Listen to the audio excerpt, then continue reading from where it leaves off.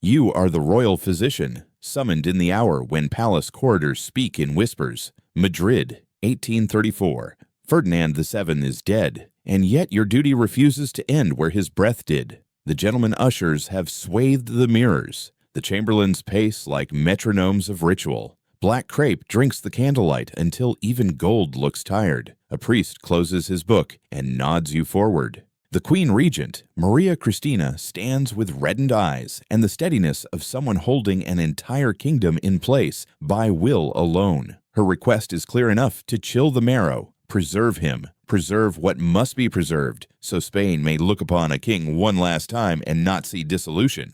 You bow deeper than your back prefers. The bed is a stage dressed in silk and severity. He lies on it as if in sullen repose, the heavy jaw slack in a way you never saw when he was alive. Even in death, the man who ruled by recoil, against constitutions, against reform, against the century itself, seems to keep a kind of scowl, but it is not the face that fixes your attention. It is what the silk conceals and court rumor has never stopped caressing, the thing whispered behind fans and gloved hands, alleged in satirical notes with ink that bled through their paper prisons, the oddity said to be as emblematic of his reign as his suspicion and rage. It is there, a private enormity that once needed special pillows and contrivances and now requires only your silence. Your hands tremble, but not from surprise. The palace has been a factory of secrets for longer than you have lived. Tonight, it is simply noisier about it. You breathe in the steep prepared air, vinegar and roses, resin and candle smoke,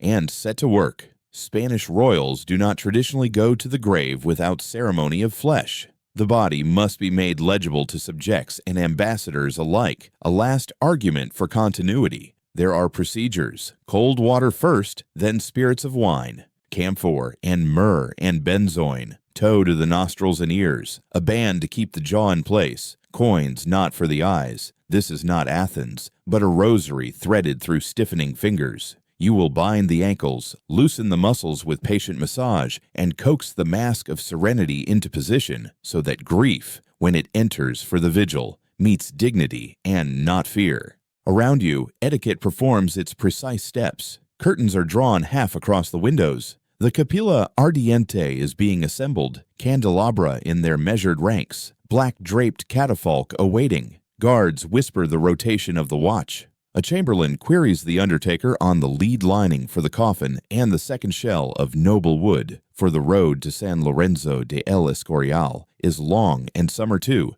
has its corruptions. A secretary rehearses in his head the phrases that will move, as if by sorcery, the king's second body, the body politic, into the hands of his child and her regent. The king is dead. The crown remains. You have heard jurists speak of the two bodies of a monarch. Here, on a mattress that remembers power better than any man, the doctrine is all too literal. Your task is to keep the mortal one from scandal, while the immortal one is paraded into law. The Queen Regent steps closer, and for a moment, the protocols soften. She is not yet 30, and has already learned that thrones are furnaces. "Doctor," she says, "Spain will come to see him." She does not append the plea, but it sits in the space between you.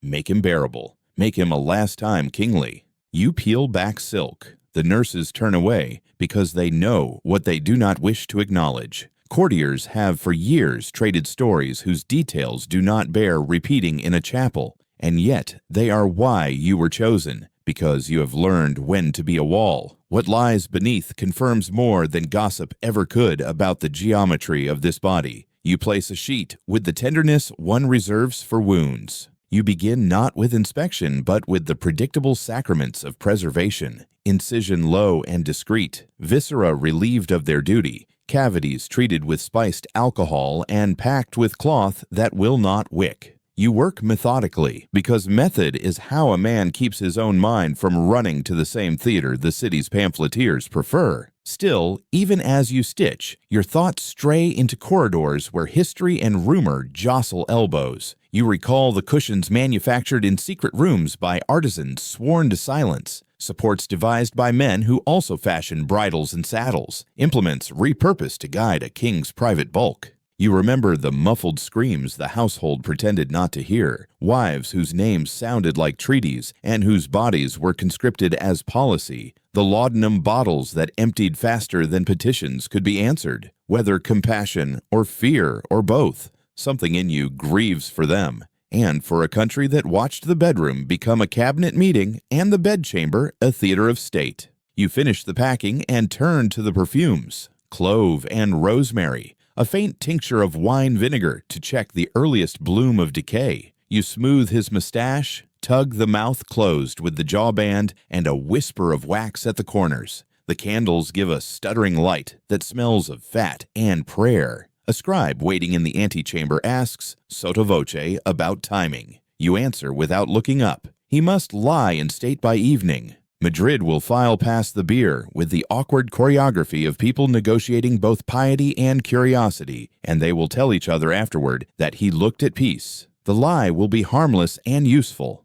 When you lift the sheet to finish the lower bindings, the old court stories crowd back. The aides who engineered marital arrangements as if they were bridge work. The physicians who argued that nature could be negotiated with enough contraptions and courage. The murmured calculations in the Privy Council, in the sacristy, of succession and sin.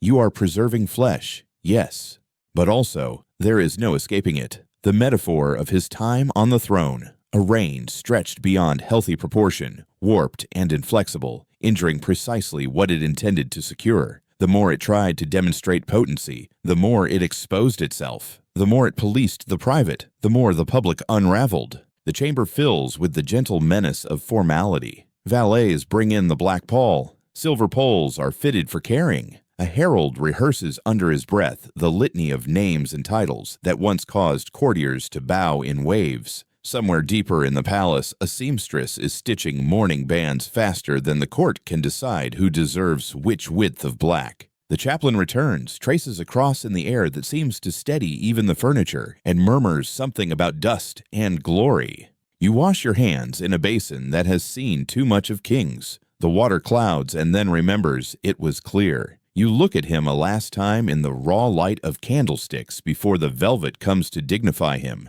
There is, unexpectedly, a kindness to the stillness. Without the frown's motion, without the eyes judging, he appears briefly like a man who might have been otherwise. The thought makes you angrier than you expect, and because anger has no place in ceremony, you turn it into neatness. A crease adjusted, a corner squared, a last pass of a cloth across the brow to chase away the suggestion of sweat that is only wax. At the threshold, the mistress of the robes meets your eye, reading in your face the verdict she needs. Will Madrid see a king or a corpse? You incline your head. She exhales, and the machinery of grief moves to its next position. Soon, the doors will open. Dignitaries will cross themselves and count how many candles are allotted. Someone will remark that the scent is almost pleasant. The city will roll this room's story in its mouth like a sweet. And beyond the chamber, beyond the palace, the greater body, Spain itself, will grope for a pulse it can trust, while knives are already being sharpened in parlors and barracks over the question of who may call themselves the true heir.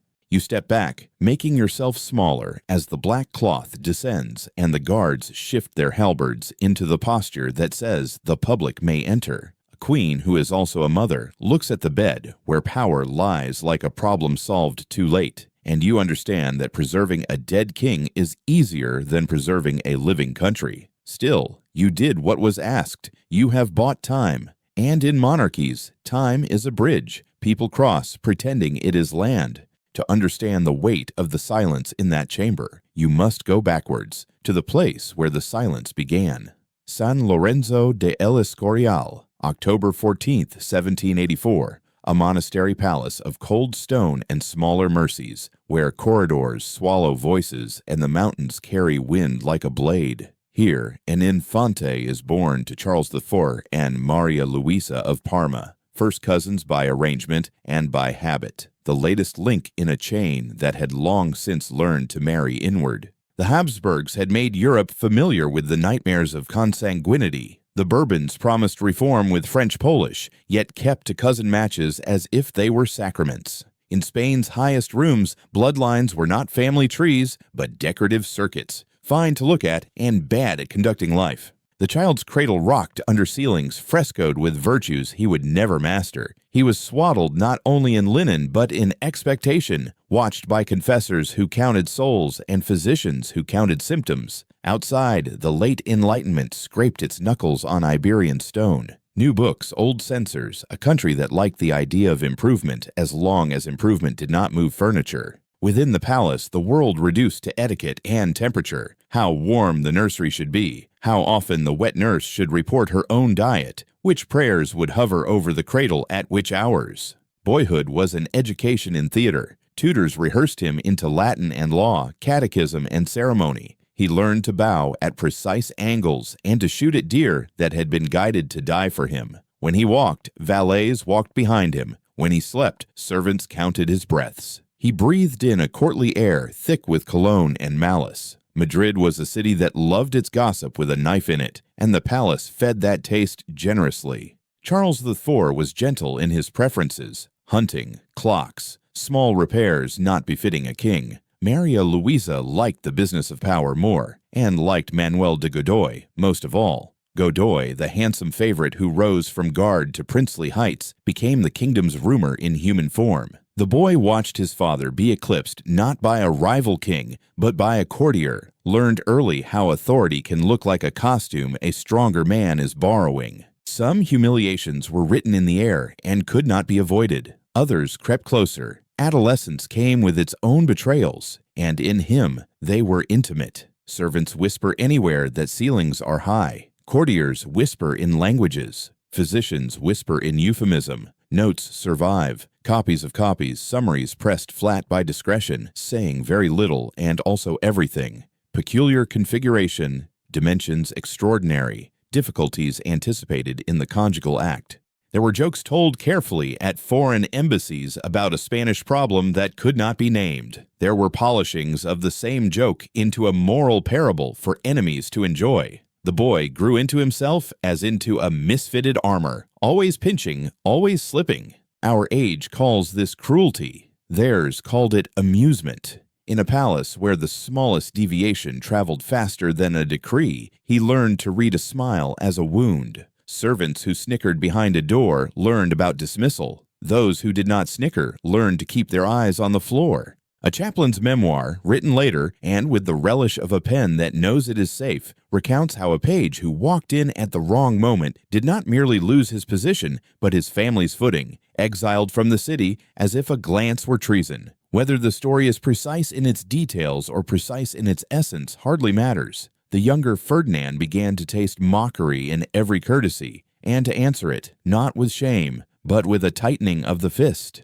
Beauty itself conspired to make him feel monstrous. In the galleries of Europe, newly purchased casts of Greek marbles were everywhere, teaching a neoclassical lesson about virtue, the heroic body idealized, the male form composed, the sex discreet, even modest. In that visual catechism, power was proportion, refinement was restraint. A young prince walking those rooms with his tutors would have seen that smaller, in stone, read as noble. Whatever he grappled with in private, whatever the physicians noted in terrified curlicues of ink, he understood his body to be outside the grammar of the beautiful. Shame did what it always does, turned outward, looking for somewhere else to live. He grew secretive. A tutor correcting a minor fault found himself abruptly retired. A stable boy who forgot to step aside quickly enough discovered the frontier more bracing than Madrid. Punishment became a language he spoke fluently. The boy who had been kept in rooms became a young man who made rooms feel smaller for others.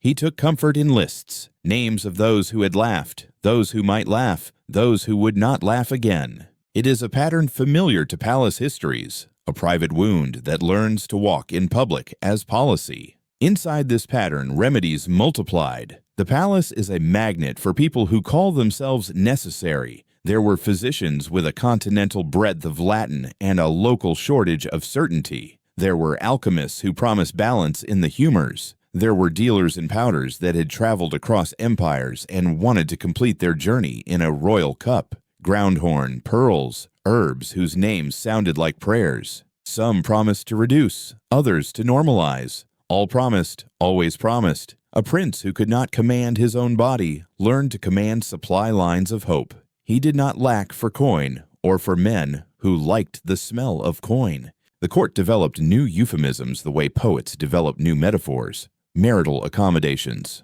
physiological supports, workshops where saddles were stitched and bridles burnished received different orders, spoke thereafter less, and were paid on time. The castle drew closed around its secret, not so much to protect him as to protect itself from scandal, from the leverage of foreign kings, from the risk that the private oddity could become public theater. That effort taught him an enduring lesson. Secrecy is power not because it hides, but because it forces everyone else to pretend. Politics were never far from the nursery. Spain in the 1790s stumbled between reform and reaction like a drunk missing the curb. France exploded. Heads rolled across the Pyrenees in imagination, if not in fact. The word Constitution became a spell that either blessed or blasphemed, depending on who said it. The boy learned that the safest word was no. His father said it timidly. His mother said it cleanly. Godoy said it, or its opposite, as fortune required. The young Ferdinand, listening, learned to imagine himself as the nation's desired one,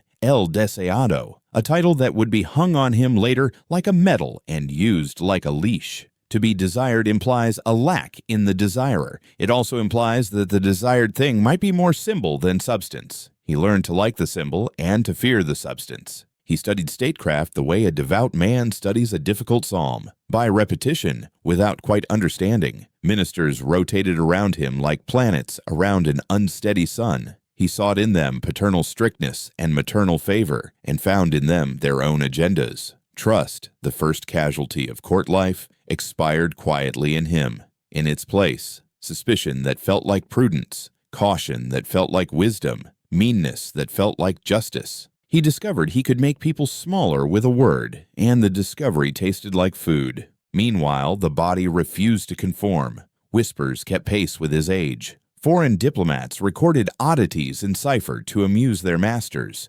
Physicians hedged. He developed habits of dress and posture that kept the center of him veiled. Mirrors were not friends. He prayed, because boys taught to be kings are always taught to pray, that God might exchange him for a different instrument within the same skin.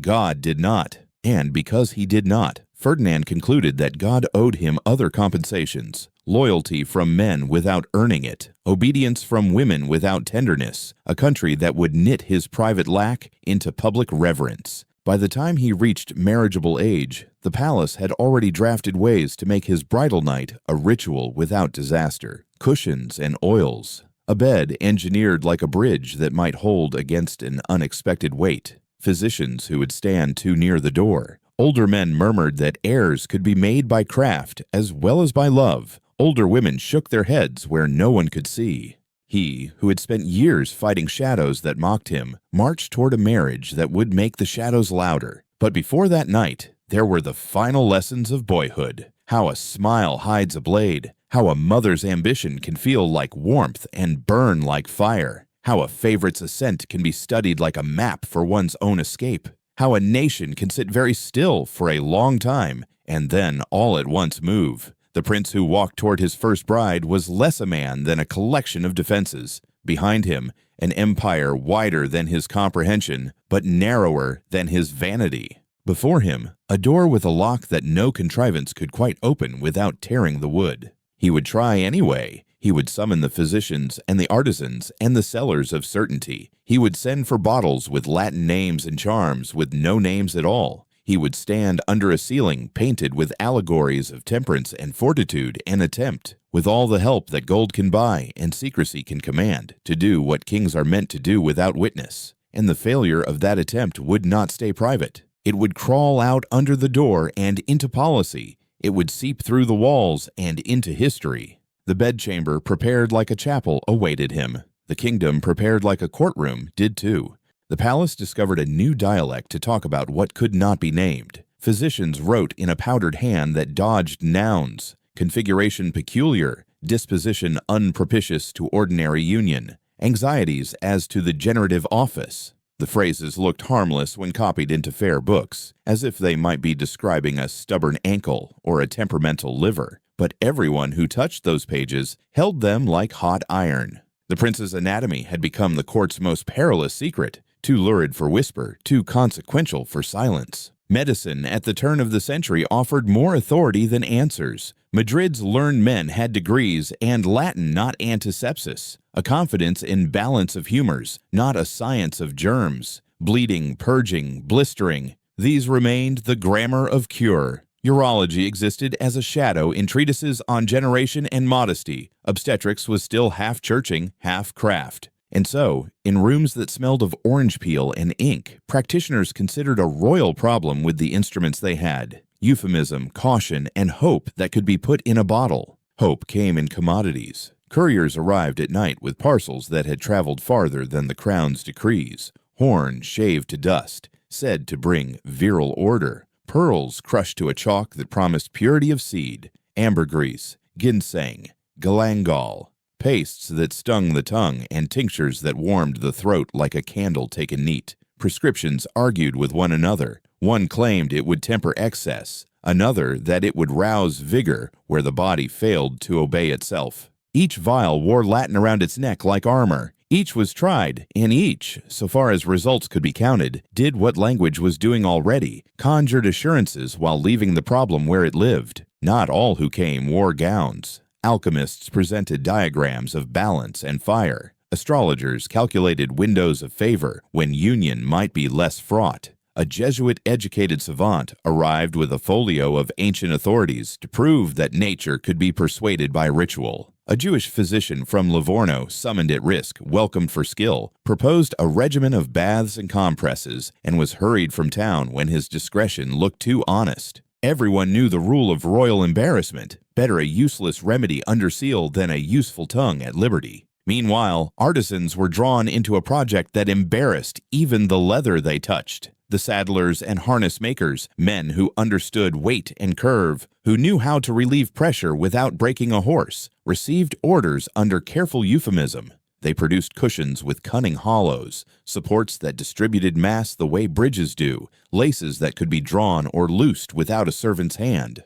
They worked in a warren set aside for tapestry repairs, and a magistrate friendly to the crown discovered piety when an inspector asked too many questions. Wages were high, words were scarce, finished goods left in crates marked for upholstery. If their purpose was guessed, it was not said. The palace has always been a machine for turning necessity into ritual. Now it turned necessity into furniture. Secrecy cost as much as gold. Accounts were salted across the household books. Linen 1 month, masonry the next. Anything to avoid a line that could be read aloud by an enemy minister in Paris or London with a smile. The king-to-be learned a hard lesson from his own ledger. To keep a secret is to employ an army. The more the court labored to contain the story, the more lives it touched, and the more porous it became as rumor. Madrid's cafes traded versions like cards. In one telling, divines had declared the prince favored by a mythic excess. In another, physicians had called him a freak by candlelight. The truth did not matter as much as the reach of the story, which grew each time a courier galloped out the Puerta del Sol at midnight with a sealed packet and a purse.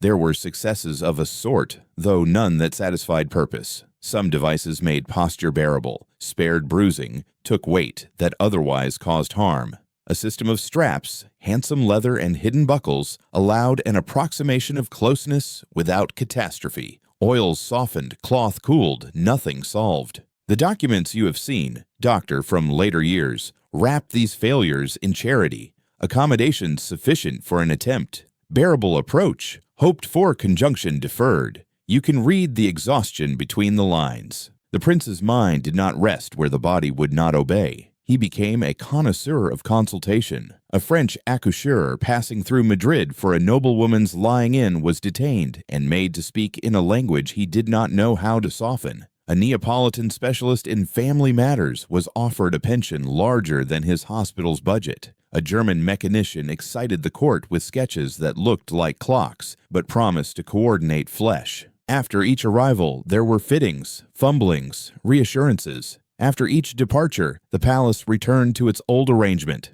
Doors closed, drafts stuffed, lamps turned low. Servants told to praise the weather loudly in the corridor if any sound inside should suggest catastrophe. Of course, the matter touched faith. Confessors counseled resignation to Providence or zeal in petition. Relics were borrowed, novenas lengthened. A Franciscan from Aranjuez spoke of a saint who had corrected a child's crooked limb and asked whether a royal household might practice the same humility. The prince listened, nodded, permitted the relic to visit the chapel, permitted the chapel to visit the bedchamber by means of prayers whispered through wood. The outcome persisted in indifference. The thing that would not be governed by decree refused also to be governed by devotion. This stubbornness braided itself into character. The prince who collected cures began to collect enemies. A doctor who spoke too plainly found his house searched for French books. A valet who laughed at the wrong hour learned the road to Badajoz. An equerry who advised patience discovered that patience had no place near a throne. He demanded miracles on schedules that did not admit uncertainty. When the body failed his timetable, he translated frustration into authority. If nature would not bend, people would. It is the least surprising metamorphosis in monarchy.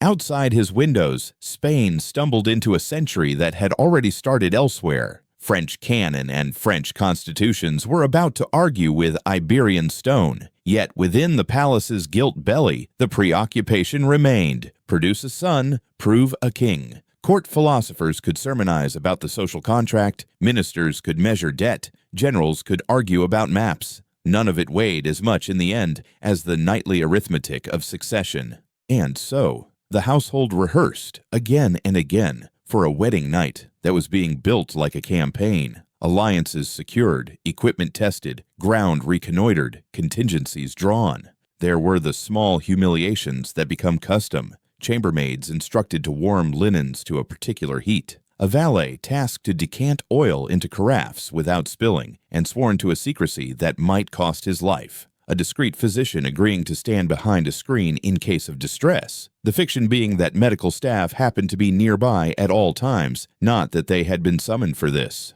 The bed itself, once a site of dynastic simplicity, had become an instrument, and the act itself a negotiation between a body's refusal and a nation's demand. He did not lack courage, only proportion. You can grant him that. He walked toward the problem each time as a soldier told to take a hill that moves. He learned positions that spared harm, attentions that prevented injury. He offered gratitude to those who made the attempt survivable. A lady's maid who did not flinch, a surgeon who said little and stayed longer than decency required. But his compassion had limits, and his rage, once loosed by shame, did what rage does at court. It found the softest targets. The secret that required a city's complicity taught him to think of others as parts in a machine that existed to protect him from laughter. Somewhere in this discipline of failure, the marriage treaties were written. Naples first, the Bourbon cousin whose face would carry the promise of 2 thrones, soothed into one.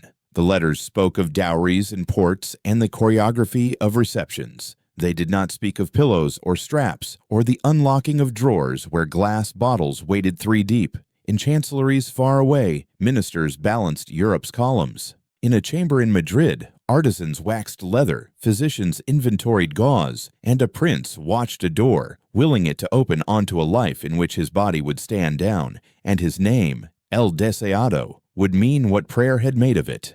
The door did open, and nothing beyond it was simple. The treaty looked tidy on paper, Bourbon to Bourbon, Madrid to Naples, a marriage meant to cinch 2 courts into a belt against the age's unruly waste. In 1802, the streets of Madrid were scrubbed into ceremony, balconies draped, church bells conversing from tower to tower, banners promising what marriages always promise from a distance: order, posterity, grace. Maria Antonia of Naples and Sicily arrived with the lyric portfolio of a princess, pretty, musical, educated to the uses of courtesy, and with the armor no one names, the kind woven of catechism and obedience. She had been told that Spain longed for her, that El Deseado was a husband and a destiny. She had not been told how desire can be a country's euphemism for need. The wedding itself moved like a clock whose chime is louder than its gears. Lace, brocade, the archbishop's hands heavy with rings, the public's hunger for omens satisfied by doves that appeared on cue.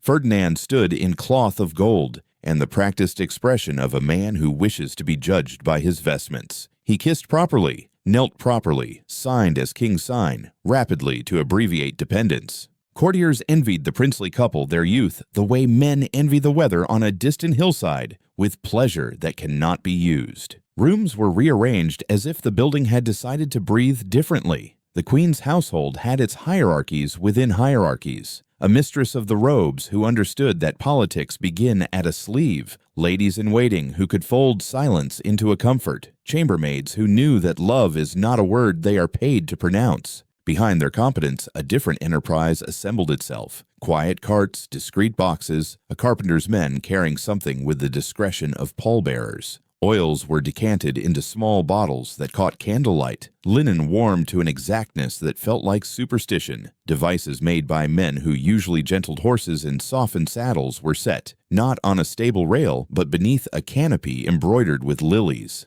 Maria Antonia did everything correctly. She thanked her attendants with eyes that had learned courage in a school of decorum. She asked a confessor for a prayer that would make her useful. She smiled at childhood and then placed it on a chair beside the bed as one sets aside a shawl. When Ferdinand came to her, crowned by the privacy that makes kings equal to their servants, what entered the room with him was not merely a husband, but the entire apparatus of a nation's impatience. There was a moment, there is always a moment, when fiction failed to cover the world. Accounts survive in the half-voice of people who knew how to write around the truth. A lady's memorandum. Her Majesty experienced considerable distress at the first approach, a circumstance necessitating the administration of laudanum in consultation with Monsieur le Médecin. Another, unsigned. Arrangements of a mechanical nature were required and did not suffice. There was screaming. Whether from fear, pain, or the recognition that a life was being broken open in a way that would never be entirely mended, the walls do not say. Physicians who had been placed coincidentally nearby passed through the door in a procession of euphemism and mercy.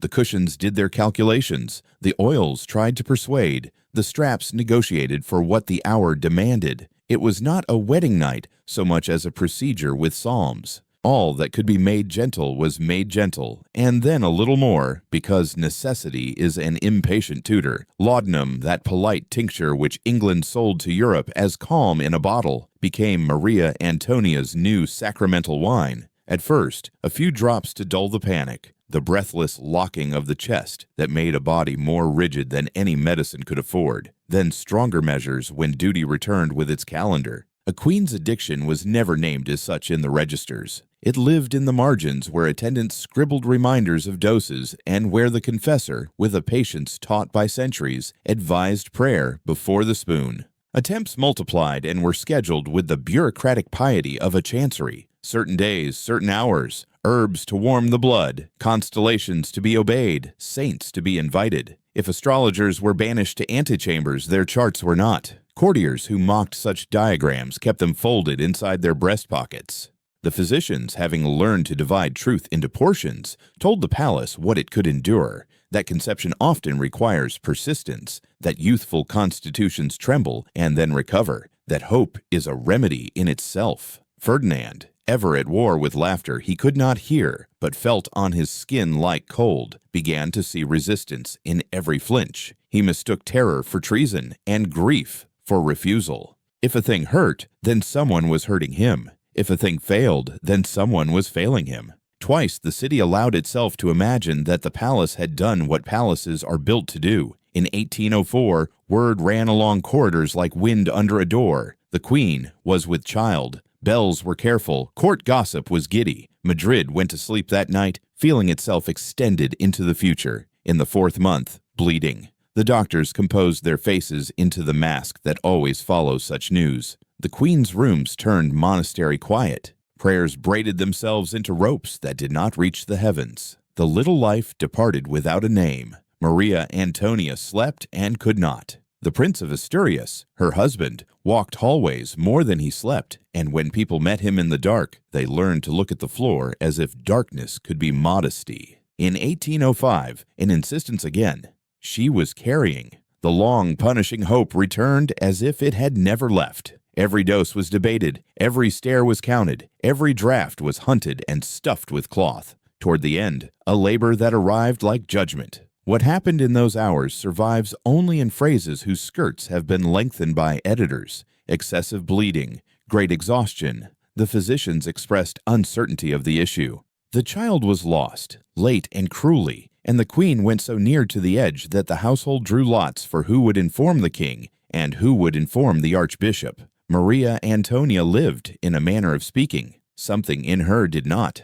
A palace has two kinds of days, those described by ceremony and those remade by rumor. The latter began their work now. Some said she had been ill-used by instruments better suited to a farrier's hands. Some said her nerves had been unstrung by medicines administered without the humility that asks whether relief and ruin can wear the same name. The physicians, cautious as sailors watching a reef at dusk, wrote that her constitution was delicate. The priests wrote that suffering is a school that teaches without books. The ladies wrote no letters at all, only lists of tinctures and prayers clipped from office to office as if sacred words could be rationed. Ferdinand did not become gentler. His anxiety clothed itself as discipline. He had the queen's correspondence screened for unwholesome influences. He timed the conjugal approach to tables of auspicious hours, and, when the tables did not spare him disappointment, he moved from superstition to control. Restraints were commissioned, not a dungeon's chains, but ribbons and leather in the dressmaker's palette, designed by the same men who tightened girths and crafted royal carriages.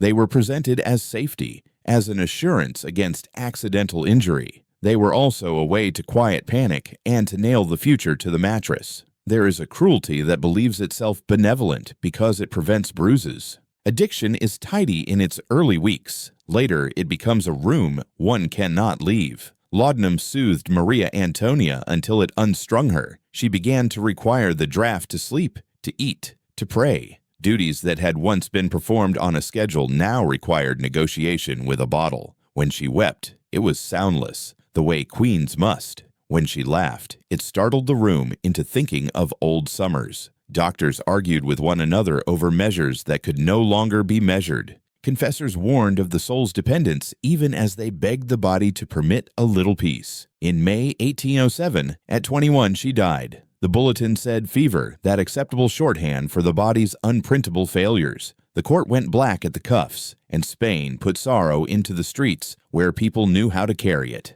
The official homilies praised obedience, piety, an uncomplaining heart. The private talk, Madrid's other sacrament, turned to poison. An apothecary in the palace was found dead in his rooms. There was a letter. There was no letter. It was seized. It never existed. Every rumor carried a signature that could not be traced. The queen had been too delicate for Spain, said some. Spain had been too brutal for a queen, said others. Both thoughts were true and unhelpful. Ferdinand did what men shaped by shame often do. He made bereavement into a program. Public sorrow required the correct numbers of candles and a music that taught the heart how to march. Private relief, if such a feather ever brushed him, expressed itself as action. Before the wax had cooled on the seals of mourning, emissaries were whispering in other courts about a second wife with a proven womb. The physicians who had failed or been failed and knew not which returned to their compasses. More devices, gentler methods, stronger assurances.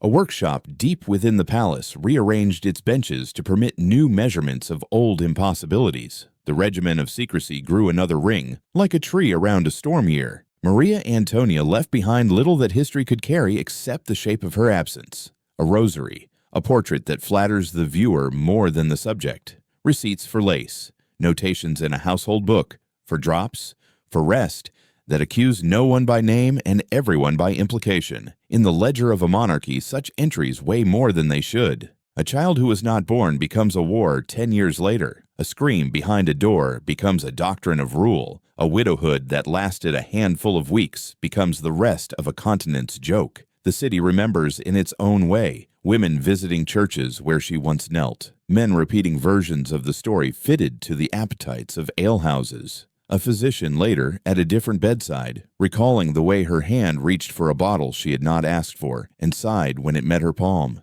The marriage had been meant as a bridge between kingdoms and turned instead into a lesson about what cannot be forced into shape by gold and prayer. Yet the lesson did not take. Ferdinand, who could not face the possibility that nature had written a no he must respect, sharpened his pen and wrote yes wherever he could, on laws, on people, on the future. What he learned from Maria Antonia was not tenderness, but the cost of being contradicted. He added that cost to others' accounts. He would marry again. The palace would move the pieces on the board and call it Providence. Somewhere under the embroidery, a strap would creak. Autumn taught its lessons at El Escorial with the clean severity of granite. In October 1807, the palace of monks and kings, cool corridors, the smell of dust that never leaves stone, became a school for betrayal. Letters moved like contraband birds between hands that smelled of ink and fear. The circle around the Prince of Asturias called themselves, with the unearned romance of conspirators everywhere, the Fernandinos. Their purpose was simple and impossible: pry the crown from Charles IV's head and from Godoy's grasp, and set it on Ferdinand's, the desired one, before France or fate could decide otherwise. The plan relied on a fiction, Napoleon as helpful godfather, and on a man's need to be rescued from his own father. The letter to the emperor exists in more than one version. All agree on the essence. Ferdinand promised gratitude and alignment, pledged himself to the modern colossus in exchange for deliverance from a mother's favorite and a father's dithering. The packet that carried this desperate politeness did not fly fast enough. It was opened, it was copied, it was read with a kind of wonder at how plainly a son could write himself into the arms of a foreigner. When the plot's breath fogged the wrong window, the household of El Escorial inhaled sharply and then moved as it had been built to move. Arrests, interrogations, the thinning of a prince's confidence to a terrified thread. What did Ferdinand do when the room filled with consequences? He practiced the only craft in which he never hesitated. He named names. He laid out meetings like a clerk spreading invoices. He sobbed and begged in the register of a boy, asked to explain a broken plate. Men who had toasted him under their breath found themselves catalogued. Those who had supplied him with courage learned what it is to be inventory. He asked his parents' forgiveness with verses of piety and delivered his allies to cold rooms. This was not merely cowardice. It was a theory of politics, use and discard, loyalty as a loan, callable at the worst time. Napoleon, whose appetite for crowns was only surpassed by his appetite for seeing other men misjudge him, read the prince with the briskness he reserved for fools. He invited the family north to Bayonne, dressed it as diplomacy, and made the Spanish monarchy an afternoon's labor. The spring of 1808 smelled of sea and trap. In a salon turned tribunal, the Bourbons unstitched themselves. Charles abdicated, then he unabdicated, then he abdicated again in a manner that permitted the emperor to pass the crown like a parcel to his brother Joseph. It was legal, like a card trick is honorable. If you slowed the motions enough, you could see the moment the kingdom slipped from Spanish hands into French doctrine. Ferdinand, the boy who had written for rescue, found himself transformed into a guest whose presence in France required guards. Valençay, the chateau chosen for his confinement, was handsome enough to make humiliation look civilized. He hunted, he dined, he received from Paris the latest fashions in the art of being displaced.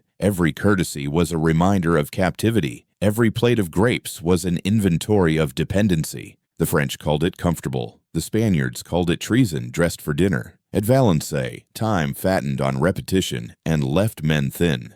There is a file cabinet somewhere that claims to have known his body better than his confessor did. French physicians, less bound by Spanish ceremony, more eager for the kind of curiosity that considered itself science, took notes. Some pages survive. Many are rumored. All are read now with the thick glasses of skepticism. They describe examinations conducted with a clinical pleasure that the age did not yet know how to blush for. They trade adjectives with a decorum that cannot quite hide its appetite. Whether the scrutiny was truly so thorough, or whether time sharpened gossip into archive, matters less than the function of the story. The prince who wanted to be seen as a savior became a case. While the captive adjusted his schedule to the hunting season and invented new forms of grievance, Spain broke open. Madrid's Dos de Mayo rose and was crushed. On the Prado, horses reared against bayonets, and Goya stored the aftermath in acid and stone. Juntas formed like scabs over wounds the court could no longer reach. Zaragoza bled twice. Priests became colonels. Women carried powder in their apron folds while repeating the credo. The word guerrilla, small war, migrated from mouth to mouth and became the country's answer to a globe-spanning empire. In villages where the only maps were in saints' calendars, men read the terrain better than any marshal. The invader discovered that a nation can be a network of stubbornness. In that resistance, a myth bloomed with the inevitability of weeds. El Deseado, the desired one. The prince whose signature had been found under French flattery now lived in the mouths of peasants as a promised return. It was easier to pin hope to an absent man than to the present ruin. He did not earn the devotion, distance did it for him. In Valencey, he heard that name and wrote it on himself as if it had been bestowed by God. He practiced being grateful to a country he increasingly considered wood for his fire. He did not stop writing letters to other courts about wives. Even in a France that watched him as one watches a specimen, he pursued the arithmetic of succession with the house-cat persistence that had always marked him. He wrote in a hand that alternated between flourish and claw, mentioning piety, alliance, and the special circumstances that required understanding. In Madrid, people drank from wells that had learned a taste of gunpowder. In Valencey, a pen skated over vellum in search of a womb. It is not that his country was absent from his mind. It's that his mind understood country as an instrument that should be tuned to his private key.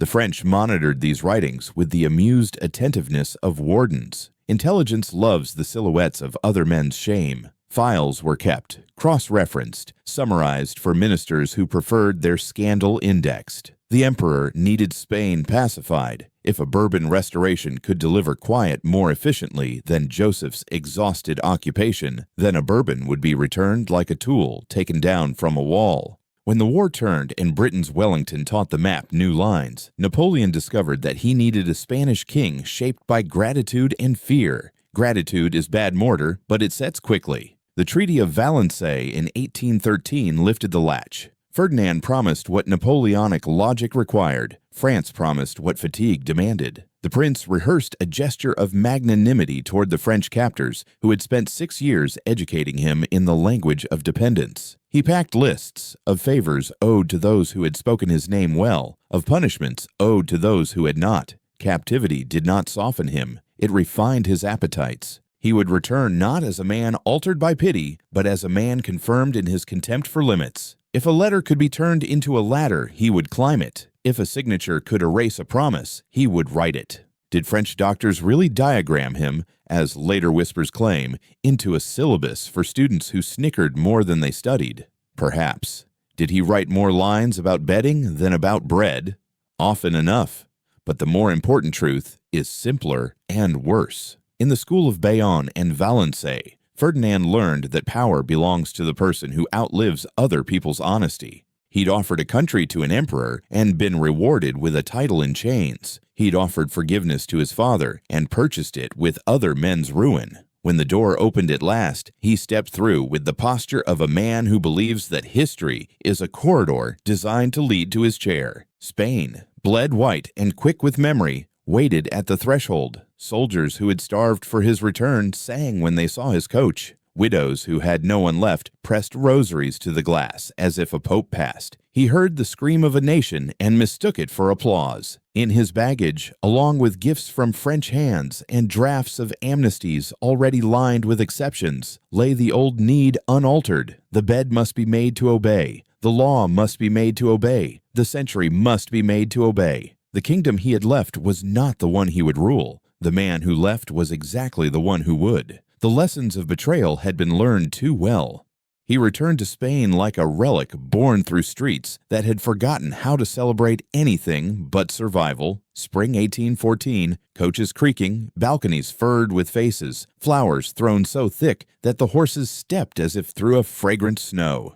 El Deseado, they cried, the desired one, as if desire itself could lay roads and feed the hungry. Men raised their hats, and women their children, and the old who had outlived too many flags wept with the relief of naming one that did not speak French. He smiled from the carriage, practiced and pale, absorbing a devotion that had ripened in his absence and would sour in his presence. The nation thought it was welcoming a king. What arrived was a grievance that had learned to throne itself. Within days, ceremony hardened into decree. The Constitution of Cadiz, drafted by men who'd watched their city burn and swore a different future from its embers, was annulled with a few stylized pen strokes. The Cortes dissolved into paper and regret. Juntas were unmade. Oaths were demanded. Liberals who had survived French prisons discovered that Spanish prisons remembered their names better. The royal printers put their presses to work on edicts and black lists. Gazettes that had learned a truthful voice during the war swallowed it again,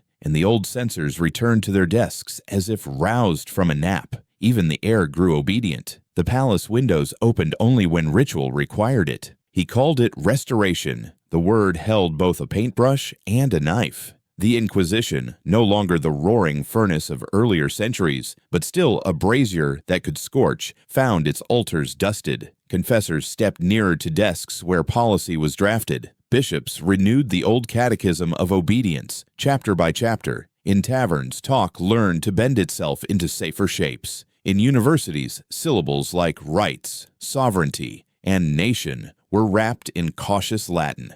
The men who had fought in the hills and called their stubborn ambushes guerra pequeña tried to carry that courage into the plazas and discovered that peacetime has subtler ways of breaking a spine. All the while, court life rearranged itself around the old objective dressed in new urgency, an heir. The king's first marriage had ended in rooms where laudanum whispered consolation that sounded like sleep. The second must end with a cradle that did not become a reliquary. Diplomacy, which had once sent armies and now sent velvet, selected Maria Isabel of Portugal, young, Bourbon, useful. She arrived in 1816 with the respectful brightness of a girl who had been given lessons in history as etiquette and etiquette as history. Madrid inhaled. Ministers measured dowries against deficits. Priests rehearsed blessings that would place God's thumb on the scale. The same workshops deep in the palace, the ones that could make a chair fit a king's back as if the wood remembered him, took up their old commissions with new care. Weddings are crafted to look inevitable. Lace, incense, the measured thunder of the organ, a litany heavy enough to bend spines. He stood beneath a canopy sown with lilies, a man in gold and necessity. She stood beside him in white and obedience, her gaze steady in the way young women's gazes learn to be when every eye in a kingdom is on their chin. Vows were pronounced, rings exchanged. Among the dignitaries, a few physicians did not look at the altar. They counted the doors between the chapel and the rooms where their profession's silence would be weighed against their craft. The wedding night did not differ from the first marriage so much as it confirmed a pattern that servants, artisans, and physicians could have recited in their sleep. Cushions, the workman's genius made liturgical, were arranged to support and prevent harm. Oils warmed in bowls and poured slowly as if the slowness could teach the body manners. Straps, described in the household ledgers as fastenings, waited for their argument to be persuasive. He tried. Say that much for him. Each time he tried as if courage might counterfeit proportion, and yet the act that sustains dynasties again resembled a medical procedure performed in a chapel. The night's sounds were not the sounds the architects of palaces imagine when they place bedrooms beneath painted allegories of marital peace. Trauma does not always announce itself with a single scream. Sometimes it speaks in a stutter that arrives the next morning and never entirely leaves. In the weeks that followed, observers noted, in phrases calculated not to offend the registry, that the queen startled easily, that her color fled in the presence of His Majesty, that she seemed subject to nervous distempers. What we would recognize as a body guarding itself was read then as a spirit needing discipline. Laudanum was proposed and retired and proposed again. The king, who had seldom met a fear he did not wish to master by force or device, mistook dread for obstinacy and set the surveillance of his marriage at a pitch that would have embarrassed a jailer. Letters were intercepted before they had finished drying. Doors were opened without knocking and then closed with apologies that were the price of permission. It was called duty, as if the word could plaster over the cracks in the walls. The court, which had already learned to live between silence and gossip, supplied both. In the salons, whispered versions contradicted one another with perfect confidence: that foreign surgeons had been consulted in secret, that an Ottoman specialist had been seen in a coach at dusk, that instruments meant for anatomy theaters had been smuggled into a queen's rooms under the skirts of the mistress of the robes. Ministers rolled their eyes at such inventions in public and demanded receipts in private. A tailor swore he had seen buckles that belonged on harness, not marriage. The palace did what palaces do: absorbed rumor into ritual until rumor felt like a liturgy of its own. Outside those rooms, the absolutist machinery gathered speed. Clerks with bad ink and worse consciences drafted decrees that narrowed speech to the size of a rosary bead. Colonels loyal to the crown more than to the nation were promoted and placed like chess pieces where the board felt wobbly. The men who had printed the Cadiz Constitution learned to bind prayer books instead. A network of informers, half zeal, half hunger, sprouted behind counters and beside holy water stoops. To govern as Ferdinand wished was to live as Ferdinand lived, surrounded by watchers, measuring loyalty by the absence of laughter. In 1817 and into 1818, when Madrid's winters made the smoke fall back into rooms and the poor burned furniture, the palace waited for news it could shape into a festival. There were signs that could be misread as hope. A missed month, a complexion praised, a shawl held closer, priests murmured more masses, midwives reviewed their linen, physicians revised their schedules and their lies. Then the old rhythm, the hush of corridors, the scream that traveled only as far as the next door, the blood that made holy phrases stumble. The delivery, long, cruel, did not end with a nursery. The infant did not live. The queen soon followed, spent by the work that half a continent insisted must be her glory. The bulletins said what bulletins always say when sorrow must be folded into dignity: fever, exhaustion, the consolation of the sacraments. The city wore black at the wrist and returned to counting bread. In private, the women who set tables and warmed stones for beds cried a little too much over bowls and then learned again the thrift of tears. The king performed bereavement as a sequence of correct angles and then turned, almost immediately, to what he called the needs of Spain and what Spain had learned to recognize as the needs of one man's fear. New emissaries were dispatched with soft voices and hard instructions. Find a bride who is proven, who is patient, who will not faint at the sight of an apparatus. If grief changed him, it sharpened. He ordered more watchers, not fewer. He multiplied precautions as if a kingdom could be made safe by the same methods that coaxed a bed into cooperation. Behind the public ceremonies of state, the benches of ministers, the red carpets rolled out for feast days, ran the private choreography of paranoia. Food tasted, letters open, passages lit for surprise inspections. The absolutism he practiced in the realm was the absolutism he demanded of bodies. The same sentence could have been spoken to subjects and to wives. You will be what I say you are. Yet even then, even as the air around him thickened with suspicion and incense, Spain shifted under his feet. Armies returned to barracks with questions they had not learned to ask before the war. Provinces muttered. Pamphlets managed to reproduce themselves like weeds. He did not hear it, would not, could not, over the drumming inside his own walls. What he could hear, he obeyed. The metronome of a fear that said stability is whatever quiets today. And so the prison lists lengthened, the invitations to mass multiplied, the devices were refitted, the curtains were drawn and drawn again. 2 marriages, 2 coffins, and still the same arithmetic on his desk. How to secure tomorrow with a signature written upon another body. He called for faith and manufactured control. Spain, watching from thresholds and bread lines and over folded newspapers, learned what it is to be ruled by a man who believes that history is nothing more than the extension of his private struggle. The flowers from 1814 had long since turned to dust.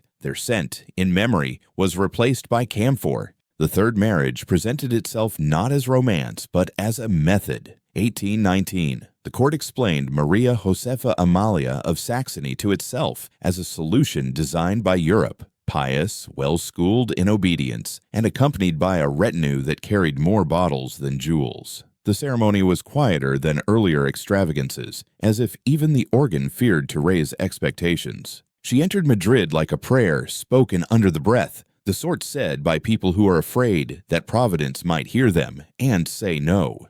From the first days, the new queen understood that the bedchamber was a cabinet and that her body was a document to be annotated by experts. Ladies-in-waiting learned the hour lines of a new calendar where medicine set the feasts, warm compresses at matins, a restorative at prime, the physician's circuit at terce, the attempt at vespers. The bed itself was measured like an altarpiece, height adjusted, angles corrected, leather gleamed where satin should have had the last word. Instruments, the kind that made surgeons calm and everyone else avert their eyes, were tucked into drawers near the prayers. She did not cry out. If Maria Antonia's terror had been audible, Maria Josefa's defense was to translate fear into precision. She kept notes, times, remedies, reactions, as a clerk might tally receipts. Attempt, 8th day past the new moon, compresses sufficient, no bleeding.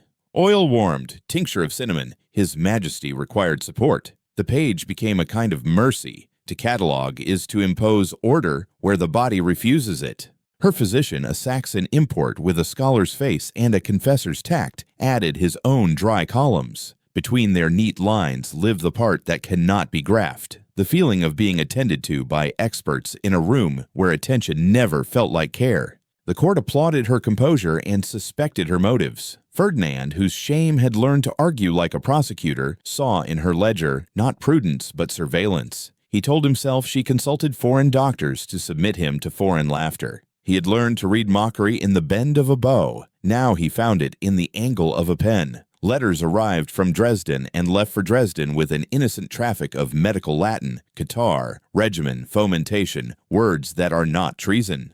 The king had them intercepted, copied, and returned with a stealth made clumsy by the urgency of envy. When Maria Josefa's hand steadied on paper, he felt judged. Outside the varnished doors, Spain rattled itself to pieces and tried to knit again. The war had ended, but the wreckage had learned habits. Officers, men who had fought under holy banners and improvised flags, marched in 1820 not toward France but toward their king, demanding the constitution he had crumpled. Rigo's pronunciamiento turned barracks into a printing press. For 3 years, the Trienio liberal wrote laws with vows in them: press freedom, limits of crown, a Cortes that wanted to be more than furniture. Ferdinand swore and swore again, and the ink dried badly each time. In 1823, French bayonets crossed the Bidassoa with the tidy arrogance of the Holy Alliance, and the ominous decade began. Ominous not because the word is melodramatic, but because it names a period when daylight itself seemed to hesitate before entering court. Colonial maps, too, went brittle in his hands. One after another, the American vice-royalties shook the dust from their shoulders. Mexico, Colombia, Peru, the Rio de la Plata. New flags, new republics. A king preoccupied with the arithmetic of succession discovered that numbers could leave the ledger even if you refused to subtract. In palaces, misery can be mistaken for ceremony. Elsewhere, it is hunger and the substitution of hope for bread. Ministers came to meetings with news that should have changed a life. The king postponed the meeting because the calendar in the queen's rooms said that Wednesday was an auspicious day and Tuesday was not. The nation watched its rulers schedule governance around the bed. He ordered more experts, as if knowledge could be imported in padded cases. A German mechanician delivered a velvet tray of instruments that looked like solutions if you didn't know the questions. A French accoucheur, brought under the cover of attending a noblewoman's lying-in, practiced his calm in rooms where the smell of fear has always been a top note.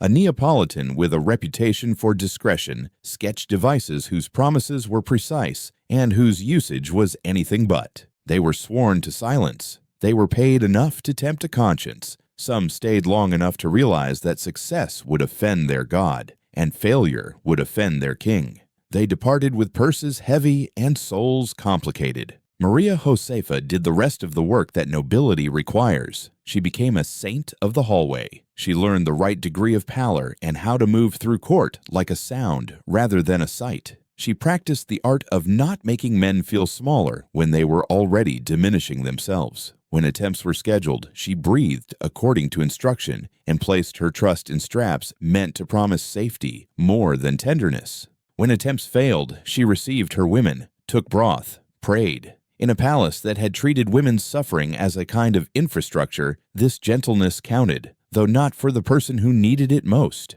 If the queen's composure prompted admiration, her caution stoked the king's worst habits. He widened surveillance until it was not a policy, but an atmosphere. Doors gained eyes, peepholes drilled clean as theology, floorboards were tested for whispers. A network of servants bound by salary and fear brought him the smallest details of a day he did not live. He read the report of how long she knelt before an image of the Virgin and asked whether that time concealed code. He scrutinized her diet, too little meat, too much fish, as if diets could be seditious. A woman wrote to her mother about Madrid's heat. A guard carried the letter to a minister who read it like a cipher for treason. Court culture adapted. In the salons, witty men learned to graft the rhetoric of medicine onto their jokes so that the sting could be excused as science. Pamphleteers who had found their courage in the trienio and had been reacquainted with caution afterward floated anonymous verses depicting a king married to instruments and suspicion. The palace tried to prosecute rumor into extinction. Rumor slipped its hand from the manacle and applauded. Even the clergy, whose loyalty was a contracted service, watched the royal household and wondered whether a sacrament performed like surgery could produce grace.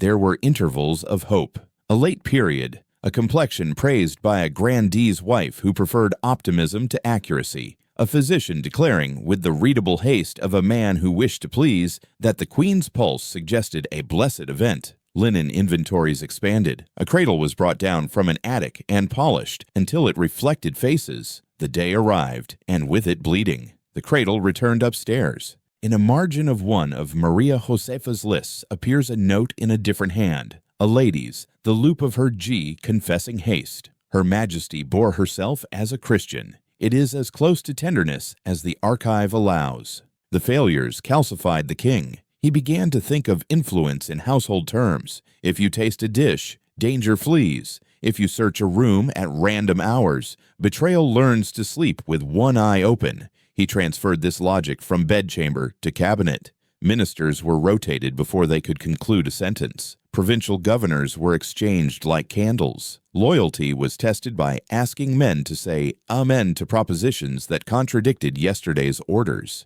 Government became the application of techniques devised for managing private dread. If a strap could hold the future still for an hour, a decree could hold a city still for a month. Maria Josefa endured, and endurance is a choice when you have no choices. She attended Mass with the devotion of a woman who no longer expected bargains from heaven. She wrote to Dresden with the studied warmth that families use when telling the truth would cost more than passage across mountains. Her ladies learned to anchor her with the quiet touch that stops a body from floating up and away from itself. Some nights she slept without laudanum and woke with her hands open. Some nights she did not. By 1828, even courtiers had begun to understand that hope, insisting on itself too long, changes shape into cruelty. The queen's health eroded along the edges the way fine paper wears thin from overhandling. In 1829, as spring leaned in with its deceptive brightness, illness found what worry had prepared. Fever came and stayed. The physicians arranged themselves in a semicircle of competence and resignation. The court performed its roles. The prayers, the curtains half drawn, the messengers paced like metronomes, and the city, which has always known how to measure a queen by the noise in its plazas, grew quiet. Maria Josefa died that May. Not old, not vindicated, not rescued by anything other than the end. The bulletins washed the news in the usual waters. After exemplary patience, fortified by the sacraments, lamented by all ranks. Her notebooks vanished into a drawer that does not respond when archivists knock. The instruments returned to their cases. The straps were oiled and wrapped against dust. The bed, the very theater of the crown's nightly negotiations with fate, was remade and stood waiting, orderly as a soldier at review. Ferdinand received condolences with the steadiness of a man who had been rehearsing grief so long that it had become his posture. Within weeks, envoys were negotiating a fourth match, Maria Christina of the Two Sicilies, because the arithmetic continued regardless of funerals. The machinery of court whirred, ambassadors' notes, bishops' approvals, dowry calculations, shipment lists. Outside, a country counted its losses in territories and in sons, and in an exhaustion that had learned the taste of censorship. Inside, a man arranged another marriage the way he arranged a decree, as if the future were a stubborn body and he could compel it to compliance by sheer multiplication of procedures. There is a cruelty history practices on women like Maria Josefa. It asks them to disappear into conclusions, yet her quiet precision, her refusal to turn panic into spectacle, her ledgered effort to extract dignity from an arrangement that knew the word but not the thing,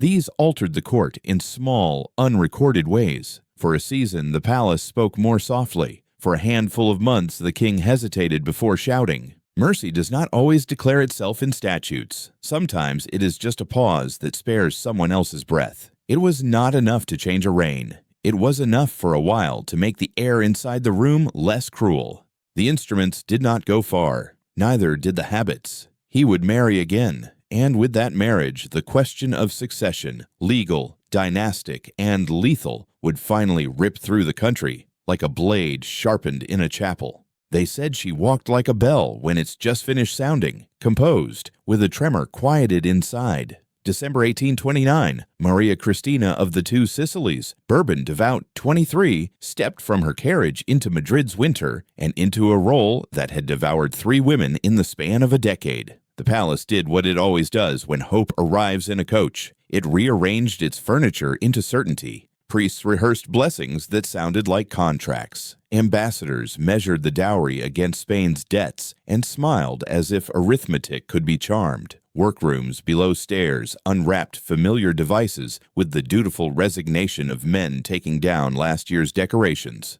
Above stairs, courtiers practiced the word stability until it lost its meaning.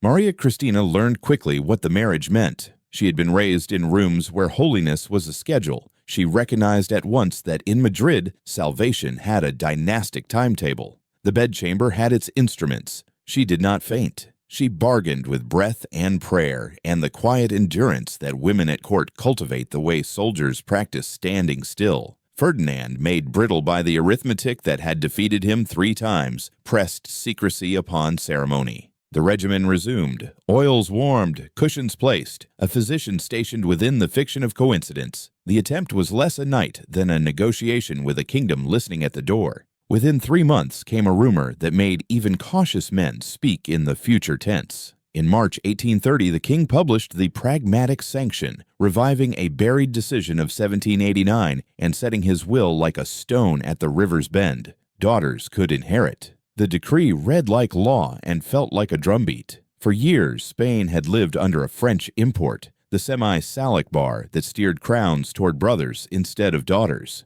Now the parchment said what his fear had learned to say to everyone: I will not be contradicted. Ferdinand's brother, Don Carlos, received the words with a silence that sounded like a door locking. In October, the rumor took a name. Isabella, born in the palace and baptized in a blaze of candles that tried to make the cold recede. A princess with a king's future written on a document before she had learned to keep her eyes open. Madrid stood in lines to see the carriage pass and said the old phrases with the old sincerity, God keep her. Physicians who had long since become ushers at this theater tallied a victory that did not feel like theirs. Maria Cristina bled and prayed and smiled for a city that measured queens by the weight of the cradle they carried from church. The birth did not dilute suspicion, it distilled it. The apostolicos, the ultras who bartered in thunder and called continuity by another name, consecrated their loyalty to Don Carlos with the ferocity of people who have found a simpler story. They renamed themselves with his initial and planted the letter like a banner on parish steps and in barracks where pay came late. Carlists, they would be called, in sermons, in taverns, on the lips of men who preferred obedience to a brother over trust in an infant. Meanwhile, those who wanted a Spain that could coexist with paper limits and modern ledgers, Cristinos, they were nicknamed by the logic of factions, stood behind a queen whose prayers were suddenly indistinguishable from policy. The household sensed the change. Spies, already numerous, multiplied like candles at a vigil. Ferdinand ordered peepholes drilled into partitions, a child's contrivance elevated to statecraft. He rehearsed the posture of the watcher and learned to breathe without fogging the aperture. He would look in upon Maria Christina at prayer, as if God's attention required royal verification. He would look in upon her nursing, as if milk had a political color. Food now made a procession of fear before it reached their plates. Tasters sampling, waiting, sampling again, as if poison were a sacrament that could be divided and spared the faithful. Trays stood cooling while servants counted minutes like beads. The king scanned faces for the faintest wince that might certify danger. 2 tasters fainted from the stress of anticipation. The collapse was written into the reports as proof that vigilance worked. The queen learned the gait of a prisoner who must not rattle her chains. Her letters to Naples, domestic weather, devotions, a niece's cough, were opened with a care that left the paper uncreased and the trust cracked. She wrote in guarded sunshine and received, days later, replies that had traveled through the same keyholes. In a diary tucked behind a false panel, if we believe the version whispered by a maid who lived longer than discretion, she likened her life to glass, where the light can enter but cannot comfort, because touching it leaves a mark. She practiced serenity as labor. It is its own endurance to make the face still when the floorboards know otherwise. Politics, supple as smoke, took the shape of these rooms. Ministers found themselves summoned at hours when sleep is not yet done speaking. Advisors tried to discuss budgets, rebellion, the Atlantic gone to other flags. The king's questions circled back to one syllable: air. Isabella breathed. Therefore, the decree must hold. Therefore, the whispers at court must be strangled before they became clamor in the streets. Don Carlos, attended by confessors who counted obedience as virtue's proof, stayed apart, a silence that invited interpretation. Pamphlets disputed theology as if succession were a matter of saints rather than statutes. The city began to divide its gossip by church. This parish Cristino, that one Carlist, while merchants did the simple math of survival and kept both kinds of ribbon in stock. Then 1832 arrived with its knife work. At La Granja, summer retreated into rain, and the king's body admitted what his habits had refused: frailty. Illness took him in the throat and the will. Courtiers began to speak in the past tense, that grammar of opportunity. Carlos's partisans moved like men who had rehearsed this vigil. Papers were placed before the royal hand. Words were murmured about the nation's peace, God's order, the ancient line. Ferdinand, sweating, sight-wandering, signed a document that undid the pragmatic sanction and restored his brother to the mouth of the succession. The ink dried with a hiss. No one dared to name relief. Maria Christina, suddenly less wife than regent in training, stood in a corridor where courtiers avoided meeting her eyes. She understood the currency on the table, her child's future traded for a night's quiet. When the fever ebbed, she brought the king the other paper, the restoration of the restoration, and spoke in the tones of obedience that can be mistaken for command. The pen hesitated. He looked at the ceiling. He signed again, reversing himself as men drowning reverse their promises to air. In the space of a week, Spain had been given to a brother, then returned to a daughter, both acts sanctified by the same signature and equally irreversible in the minds that mattered. The palace learned a new rule: documents are loyal to whoever survives to hold them. The country felt the tremor move outward into hills and ports. In Navarre and the Basque lands, fidelity to fueros, the local laws older than Bourbon pretensions, braided itself with the brothers' claim, and a piety of custom became a piety of blood. In Madrid, cafes stacked newspapers like tinder and waited. In cathedrals, bishops tuned their homilies to the ear of their congregations, which meant to the likely winner. Soldiers who had practiced war in the last decade examined their pay and their colonel's rosary and guessed which banner would buy bread and absolution. Within the palace, Ferdinand doubled what could already not be borne. Mirrors were angled to catch the approach of footsteps. Carpets lifted to search for hiding places that hid only floor. He moved through doors at odd hours, testing the sincerity of salutations. He demanded that ministers swear again, and then again, loyalty to the sanction and the child, oaths layered like varnish until the wood underneath could not breathe. He clutched Isabella with a tenderness that surprised even those who disliked him, then handed her to a nurse and ordered another inspection of the queen's seals. Love and fear are poor neighbors. They keep each other from sleep.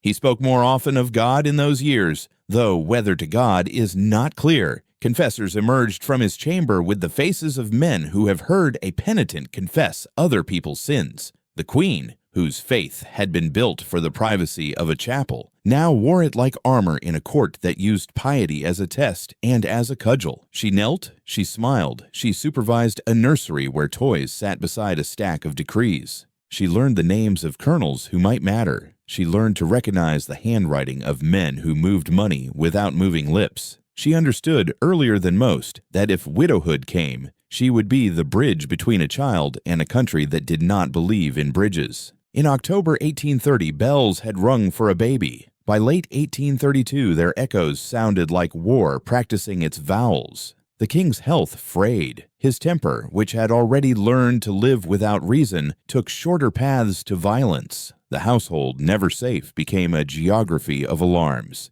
Yet the infant, pink fists, milk breath, the solemnity of babies who stare as if taking testimony, grew.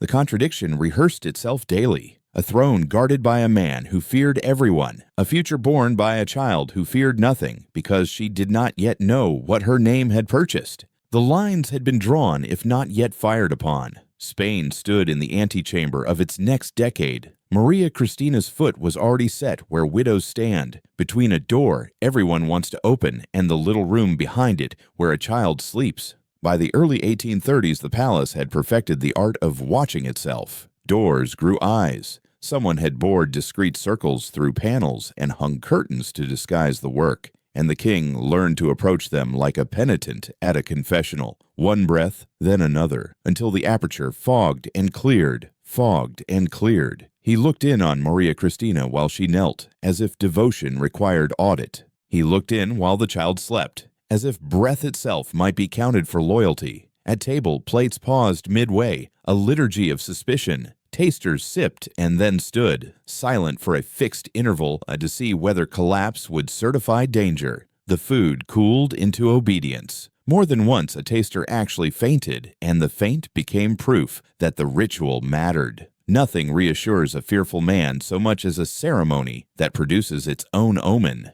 He multiplied the geometry of mistrust. Mirrors were angled so that a silhouette became intelligence. Carpets were lifted in search of cavities that hid only floor. Secret passages, some medieval, some newly contrived, gave him routes to appear where he had not been expected. Ministers learned to live with the midnight summons, standing in their shirts before a monarch who wished to discuss an anonymous phrase overheard in a corridor or a stamp that had been misaligned on a letter. He discovered the pleasure of contradictory oaths. In the morning, he demanded they swear fidelity to the pragmatic sanction and his daughter. In the evening, he required them to affirm the inviolability of tradition he had already broken. Loyalty, measured by how often it could be extracted, became a commodity the palace burned through like tallow. Cabinet meetings became rehearsals for paralysis. A general brought maps that showed provinces tempting themselves toward rebellion. A finance minister put down columns that would have made a prudent man meek. Ferdinand heard and did not hear. He was preoccupied with a schedule pinned to the Queen's chamber door. Wednesday was auspicious.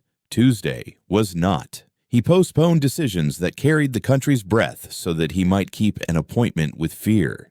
When he signed, it was often to undo yesterday's signature. When he refused to sign, it was because the hour was wrong, or the witness wrong, or the draft had been touched by the wrong hand. Men who had kept Spain alive in the hills during the French years now watched paperwork accomplish what bayonets could not. His body kept pace with his governance. Sleeplessness and the gnawing in the gut that follows it. A tremor that made the sign of the cross look like a negotiation. The slow, grudging walk of a man who has quarreled with his joints for years. The bulletins would later choose the word gout with the tact of official language. Physicians gathered in cautious semicircles around a bed and rehearsed their phrases in case the Queen asked what they meant by discomfort.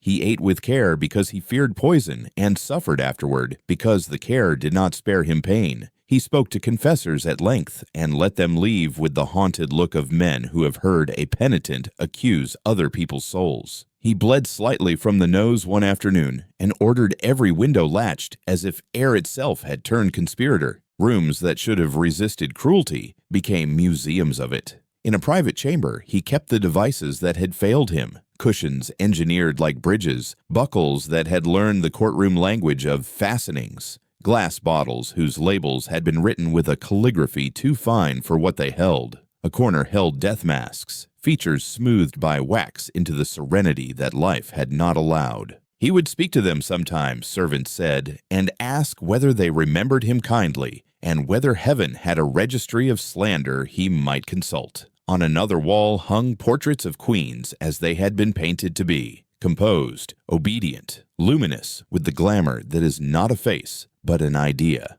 Visitors admitted past the first threshold of that room struggled to decide which collection was the more terrible, instruments or images. The household paid the daily tax of proximity. Guards rotated so often they forgot which oaths they had sworn on which relics. Ladies-in-waiting learned not to touch their hair too often lest a gesture be read as a signal. Clerks developed the monkish art of writing without thinking. A valet committed to memory the exact sound of the king's step on 3 different carpets and aged out of his position in a year. Spies unaccustomed to the holy work of holy water grew adept at dipping their fingers in fonts as they trailed the queen, counting her prayers as if numbers could predict rebellion. When Maria Christina ate, she did so under the soft oppression of a grateful smile. Your Majesty's composure is the nation's peace. She learned to sit in ways that did not rattle the cage. And yet, beyond these walls, time did not honor the palace's private timetable. Provinces nursed their grievances like savings. Parish pulpits chose sides with the care of brokers. Barracks grumbled in dialects learned on campaign. The Carlists had discovered the wealth of a simple narrative. Brother over daughter, old law over new paper, God's order over a Bourbon signature. The Cristinos answered with the more honest truth that sounded like treachery to ears instructed by habit. Sometimes the future is a girl. In the streets, ribbon sellers stocked both colors and cultivated agnosticism. If a customer asked for one and then the other, they smiled as if fashion were fickle and not a matter of life or exile. The king continued to govern his fear. He ordered portraits of the infant Isabella and studied them not as a father studies a face, but as a magistrate searches an affidavit. He looked for resemblance the way the devout look for miracles, desiring proof more than believing. He had genealogists read the girl's bones backwards through generations, and physiognomists opine with the dexterity of men who understand that ambiguity purchases longevity. They wrote reports that could be interpreted safely under 2 ministries and filed them in drawers that could be opened by one. Late nights lengthened. He paced. He wrote marginalia on petitions that had waited days for attention. Who spoke to this man? Too much praise? No.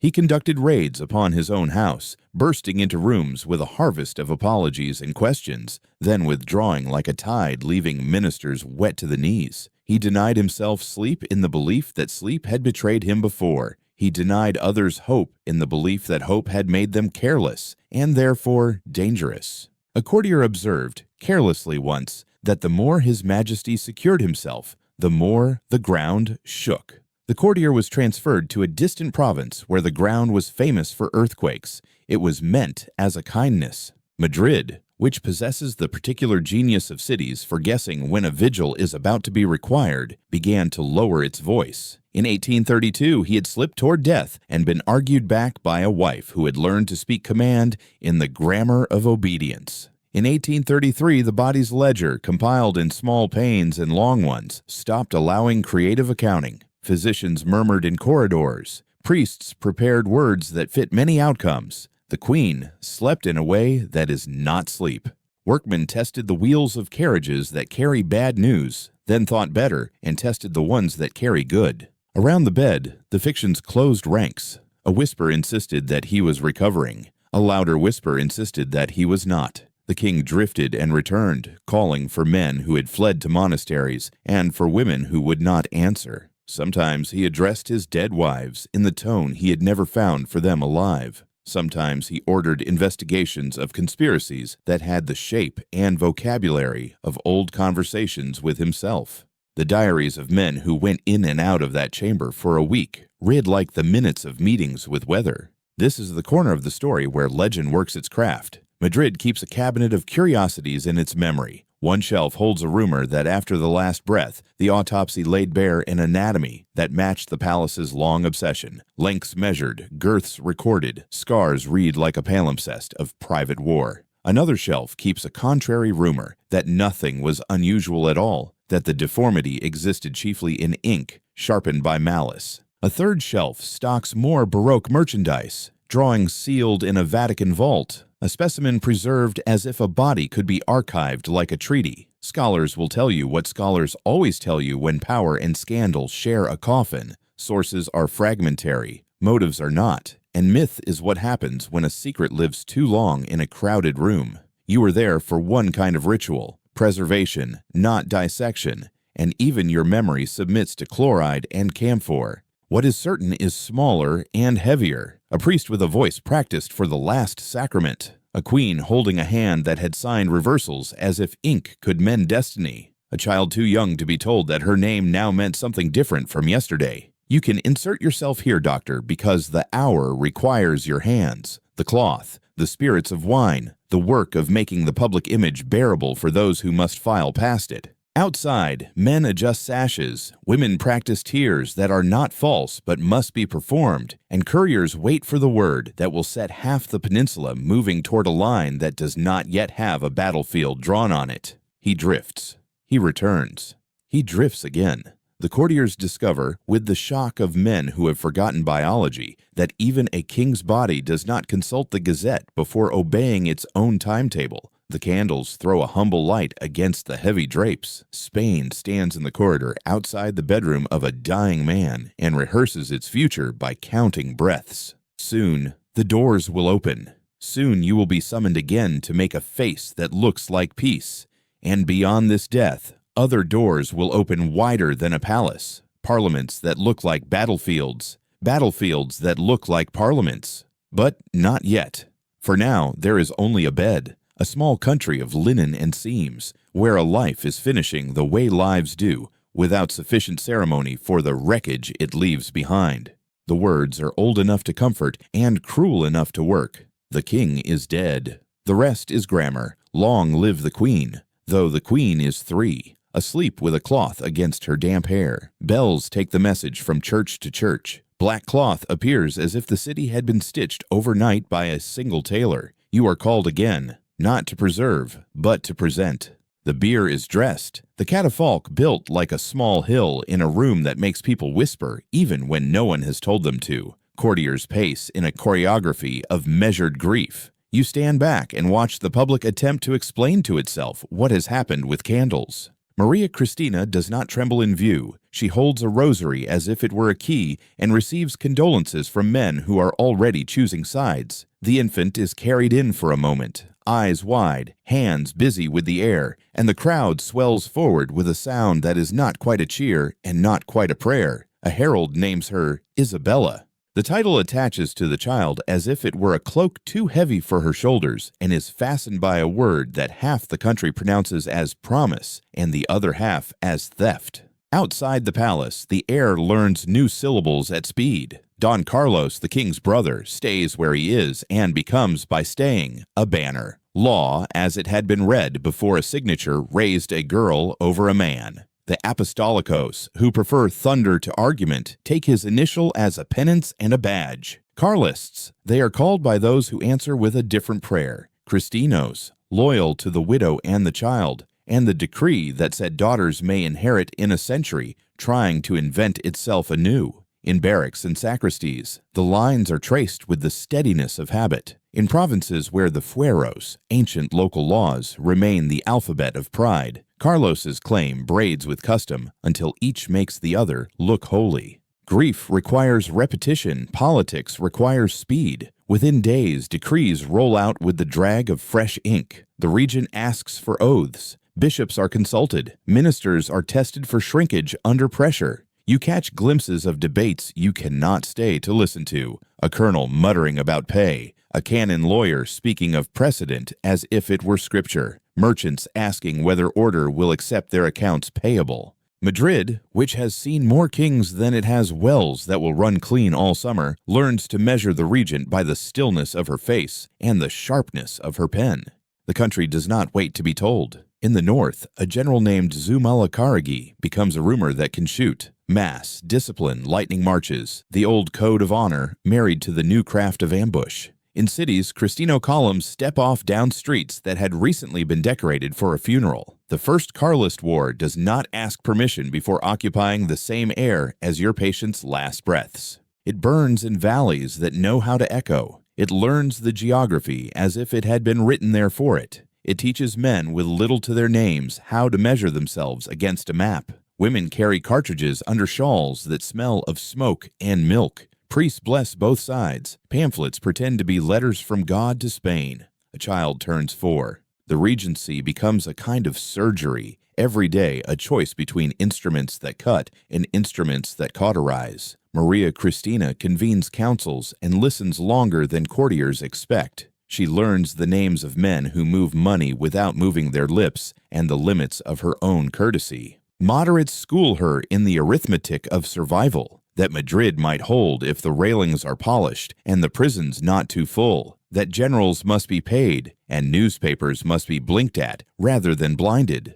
Hardliners, men who loved Ferdinand because he loved the word no, press her to reduce politics to a catechism and the catechism to exile. She gives and takes back. She signs and unsigns. She discovers she can put the ministry in one man's hands and the army in another's and sleep half a night without waking to the sound her husband used to make when the door opened without knocking. For you, still the physician when the palace requires a professional who can be discreet, the work turns practical and strange. Soldiers come off the northern roads with lungs that whistle and legs that will not keep promises. Babies cough through winters that hang like wet cloth. The city's poor burn furniture during Januaries that will not end. The regent's windows shine in a way meant to suggest surplus. You know how many rooms are kept unlit to save candles that were not in the budget. In antechambers, you see men who have sworn to die for the infant queen pick at the skin near their nails, as if they were trying to peel the anxiety off. In the nursery, you are asked whether the princess needs more air or more blankets. She needs a father who is not a rumor and a country that can hold still long enough to teach her what a morning is. You adjust the window, you adjust the blanket. The war writes letters on the land. Ambushes become place names. Villages that had never had a reason to be famous become edicts in a gazette. Men you treated for fevers last winter are soil with boots in it this spring. Isabella learns to speak, while ministers learn to fall, one by one, a procession of certainty polished by failure. A general named Espartero rises like a hunch, turning into a posture. He will later take the regency like a man loaning the country his back. Maria Cristina, who has spent years learning to be foremost by standing behind, will be pushed and pulled until leaving becomes a kind of governance. It would be a mercy to say that the palace learned humility from disaster. It learned procedure. Taster lines shorten, lengthen, shorten again, depending on the rumor. Peepholes are stuffed with silk and then pried open with knives kept for that purpose. The devices on the shelf in the king's old private room gather dust, but not forgetfulness. Their presence reminds the staff how much they once asked the furniture to do the job of love. The death masks stare with the insinuation of serenity. A new portrait of the regent is ordered. It shows her with eyes that don't leave the painter. The child is painted as a child holding a flower. The painter thinks of a scepter and paints a flower anyway. In the cafes, those riskier parliaments, talk swings between derision and patience. Some say all of this began in a bed, which is to reduce a country to a sheet and to pretend history happens where candles are closest. Others say it began centuries ago when kings married their cousins as if love were a circle and not a road. Both are insufficient and therefore popular. The true thing, too large for a table between coffee cups, is that private harm, crowned, becomes public grammar. Ferdinand could not govern himself. He governed others with the same habits: surveillance in place of trust, devices in place of tenderness, decree in place of thought. Spain had already been tired. He made it frightened. Frightened nations do not become brave by receiving a child. They become careful and then brittle and then something else entirely.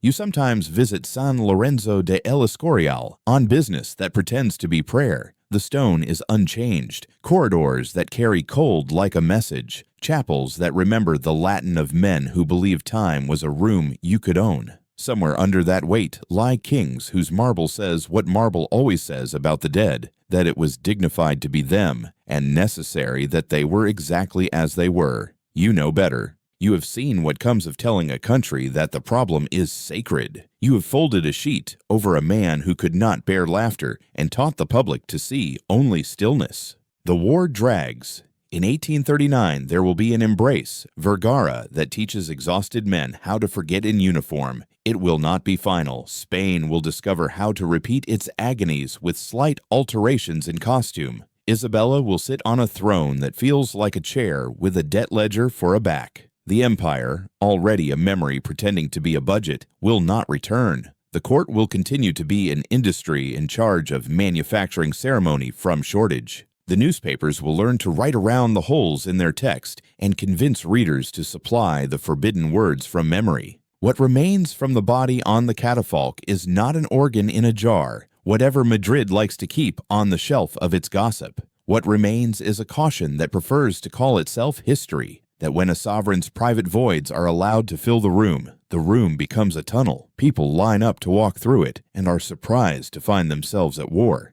The physician, this is your excuse for knowing such things, sees how often a sickness convinces a man to reorganize the world into a clinic. He prescribes procedures to other people until they are presented to him as a crowd on a staircase with candles. Isabella toddles, then runs. She laughs at a thing a dog does. She looks at you with the confiscating gaze of children who do not know the value of what they own. Will she grow into a queen that learns from what made her possible? Will she be used up by the same machine that ate her father and stepped over the parts? Those answers are not written in warehouses of laws or in arsenals of weapons. They live in households and in markets and in the slow work of men telling smaller truths than kings allow. You will be gone before many of those truths are permitted at table. On the day they finally close the doors on Ferdinand's vigil, you find yourself alone in the chamber for a moment. Candles gasp, wax pales. You smell the last of the vinegar and the tenacity of clove. You think of the doctrine of the two bodies, the mortal one you have dressed and the political one that does not die. You have touched the first with cloth and care. The second tonight wanders the streets in the form of arguments and ribbons and songs that remember battles not yet fought.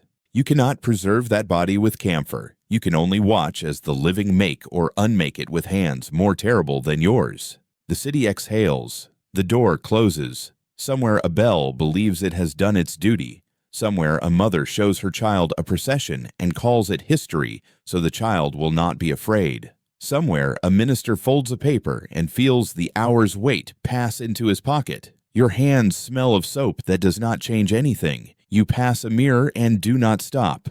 The corridor is long, and outside of it, the country waits to learn whether it is capable of becoming something that is not a rumor about a bed. You have one comfort, small and unpublishable. Bodies end. Power, even when it believes itself divine, ends. What does not end is the need to tell the story in a way that might spare someone else the same mistakes. You slip into the night, the city breathing like a house where too many people live, and you remember a girl with a flower in a portrait and a queen whose rosary clicked like a clock. If there is mercy in monarchy, it is never in the man. It is occasionally in the women who hold the room together while the man teaches it how to fall apart. On a street below the palace, a boy sells ribbons in 2 colors and keeps the coins in one pocket. He will go home and eat bread that tastes of smoke and sleep in a bed with too many feet in it. He will believe for a while that history is something that happens to other people. He will learn slowly that it lives in his breath too. You walk past him and let the cold argue you into your coat. There is work tomorrow. There is always work when people mistake ceremony for cure.